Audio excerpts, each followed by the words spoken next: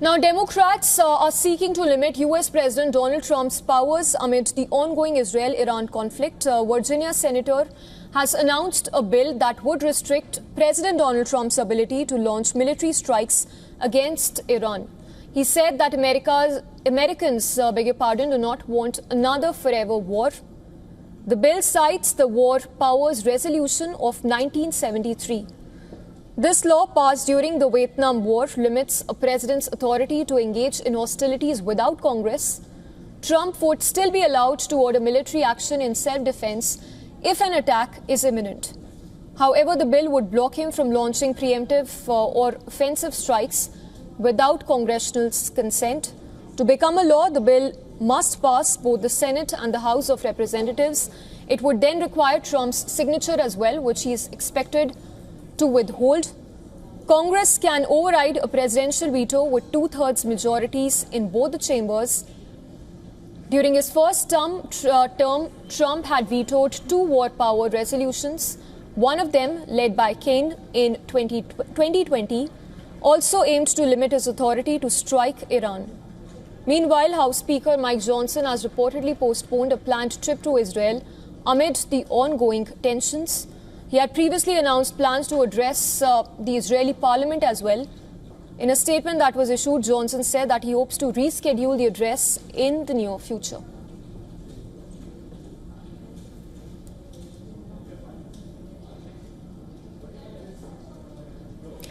And earlier, we even spoke with defense expert Peter Kuznick and independent journalist Anthony Lowinston. Here's a snippet on what they had to say. Failure of deterrence, you could say that it is a failure of deterrence. It's a preemptive attack based upon a crisis that didn't really exist. Iran was a year away from a bomb under the original Iran nuclear deal, the JCPOA. But Donald Trump blew that up. And then he's trying to negotiate a new deal, but he insists that Iran give up its legally mandated right to enrich uranium. Under the original deal, Iran could enrich uranium to 3.67%. As a signatory to the NPT, the Non-Proliferation Treaty, Iran has that right. But then Trump draws this line and says no enrichment at all, which Iran could never accept, and which Trump should have known that Iran would never accept.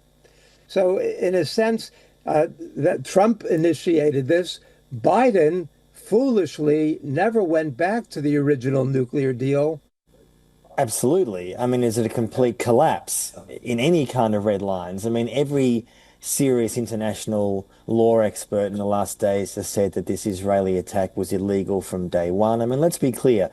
Israel has been wanting, when I say Israel, Netanyahu and many people around him, for literally 30 or 40 years to attack Iran. And if you look at these headlines since pretty much the 1980s or 90s, they are always saying the same thing. Iran is on the verge of a nuclear weapon. There's been zero evidence of that ever happening. And we all remember, those of us with a long memory, 2002, 2003, around the Iraq War, where Israel, the US, many Western allies alleged that Iraq, Saddam Hussein, had nuclear weapons. No nuclear weapons were found. Zero. It was a war based on a lie, and around 1 million Iraqis were killed in the process. We are at the similar point here 20 plus years after.